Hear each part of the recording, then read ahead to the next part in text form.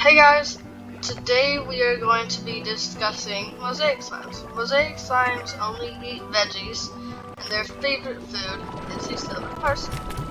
What they can do as just this special thing that they can do is make these little glowing particles, and when they fall, they blow up. So interesting. They are, however, one of the best moneymakers in the game. So, yeah.